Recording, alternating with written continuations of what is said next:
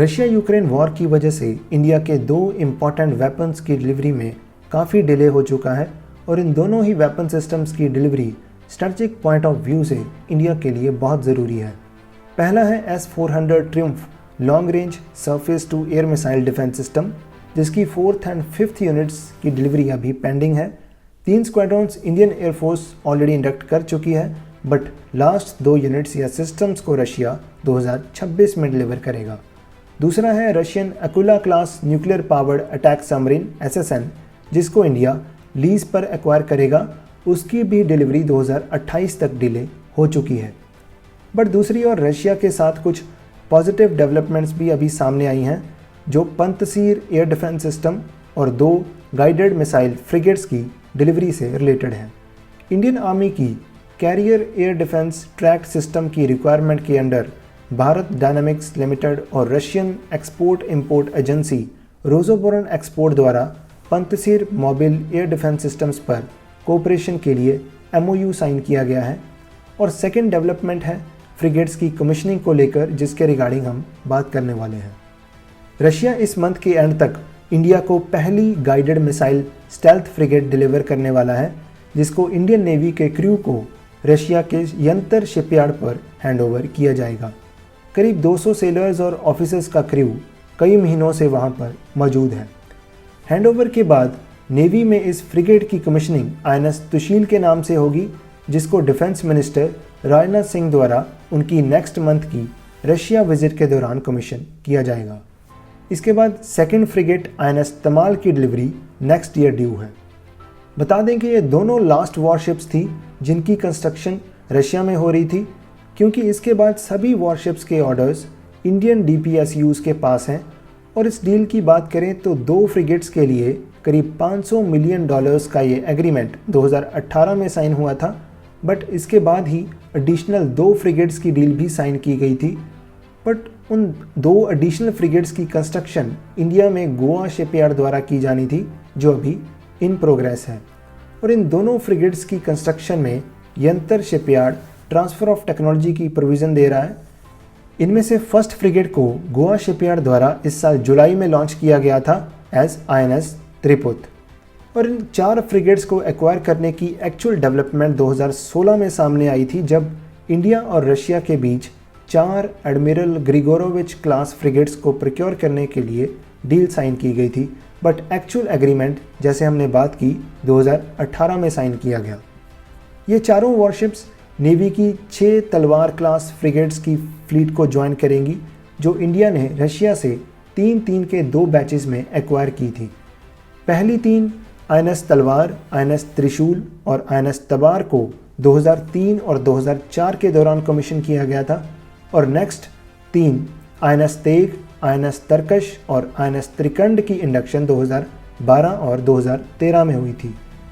Third batch की INS Tushil इस साल दिसंबर में और INS तमाल की कमीशनिंग नेक्स्ट ईयर पेंडिंग है। और लास्ट 2 जिनकी कंस्ट्रक्शन गोवा शिपयार्ड में चल रही है, उनकी कमीशनिंग 2026 और 2027 में एक्सपेक्टेड है। इसके बाद बात करते हैं इन फ्रिगेट्स से रिलेटेड एक क्रिटिकल सिचुएशन की, जिसमें यूक्रेन की सपोर्ट बहुत क्रूशियल थी। और ये इशू है इन 4 फ्रिगेट्स के प्रोपल्शन सिस्टम्स, मतलब इंजन्स का, जो कि रशियन ओरिजिन के हैं। इसको समझने के लिए इस पूरे इशू को ब्रीफ में देखते हैं। रशियन नेवी की फ्लीट में 3 ग्रिगोरोविच क्लास फ्रिगेट्स ऑलरेडी ऑपरेशनल हैं, बट रशिया के टोटल 6 फ्रिगेट्स एक्वायर करने के प्लान थे। बट जो 3 शिप्स हैं वो काफ़ी टाइम से यंतर शिपयार्ड में इनकम्प्लीट खड़ी हैं, जिसका कारण है lack of propulsion system. Now Grigorovich class frigates के साथ रशियन नेवी की बाकी सरफेस वेसल्स में M90FR गैस टर्बाइन्स फिटेड हैं, जिनको यूक्रेन की ज़ोरिया मैश प्रोजेक्ट द्वारा प्रोड्यूस किया गया है। और ज़ोरिया मैश प्रोजेक्ट सोवियत यूनियन के टाइम पर एक primary gas turbine manufacturing complex था, बट 1991 में सोवियत यूनियन के कोलैप्स के बाद ये कॉम्प्लेक्स यूक्रेन के कंट्रोल में आ चुका था और रशिया गैस टर्बाइन्स की सप्लाई के लिए फिर यूक्रेन पर डिपेंडेंट हो गया था। इसके बाद जब 2013-2014 के दौरान रशिया और यूक्रेन के रिलेशंस ख़राब हुए, तो रशिया का इन गैस टर्बाइन्स के लिए एक्सेस ऑलमोस्ट बंद हो चुका था, क्योंकि यूक्रेन ने बहुत सारे क्रिटिकल इक्विपमेंट की रशिया को सप्लाई पर बैन लगा दिया था। बैन से पहले रशिया के पास सिर्फ 3 इंजन्स ही थे जिनको रशिया ने अपनी पहली 3 फ्रिगेट्स पर इंस्टॉल किया। पर रशिया की रिमेनिंग 3 ग्रिगोरोविच क्लास फ्रिगेट्स, जैसे हमने बात की, कि बिना इंजन्स के यंतर शिपयार्ड के ड्राई डॉक्स में है। सो यूक्रेन द्वारा तो रशिया को टरबाइन इंजन्स की सप्लाई बंद कर दी गई थी, पर उससे इंडिया की ये 2 फ्रिगेट्स जिनकी यंतर शिपयार्ड में कंस्ट्रक्शन शुरू हो चुकी थी, उनकी प्रोग्रेस बिना इंजन्स के इम्पॉसिबल थी। सो यहाँ शुरू होती है इंडिया की इंटरफेरेंस। इंडिया की रिक्वेस्ट पर यूक्रेन इन M90FR गैस टरबाइंस को स्पेयर टूल्स और एक्सेसरी किट्स की फॉर्म में सप्लाई करने के लिए एग्री हुआ। अरेंजमेंट ये थी कि पहले यूक्रेन ने ये नॉकडाउन किट्स इंडिया को सप्लाई की और फिर बाद में उनको रशिया ट्रांसफ़र किया गया। और इन ज़ोरिया मैशपोरिक गैस टरबाइंस की रशिया के साथ इंडिया के लिए भी बहुत सिग्निफिकेंस है, क्योंकि नेवी की अराउंड 30 वॉरशिप्स को यही टरबाइंस पावर दे रही हैं।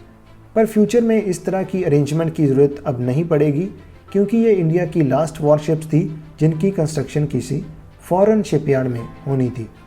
वॉरशिप्स के बाकी सभी follow up orders Indian defence public sector undertakings के पास हैं। सो ये थी बात फ्रिगेट्स की।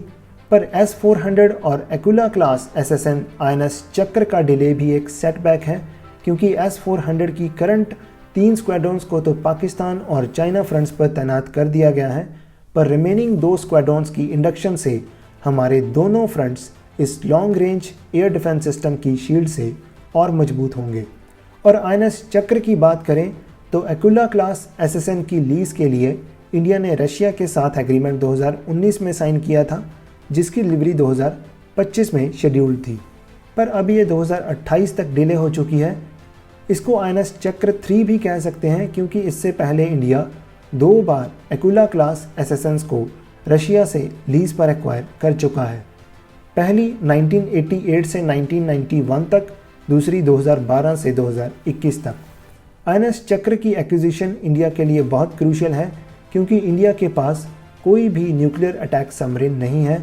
अभी रिसेंटली 2 SSNs की एक्विजिशन के लिए गवर्नमेंट द्वारा क्लियरेंस दी गई थी, बट फर्स्ट इंडिजिनस SSN की इंडक्शन में करीब 10 साल का टाइम लग सकता है।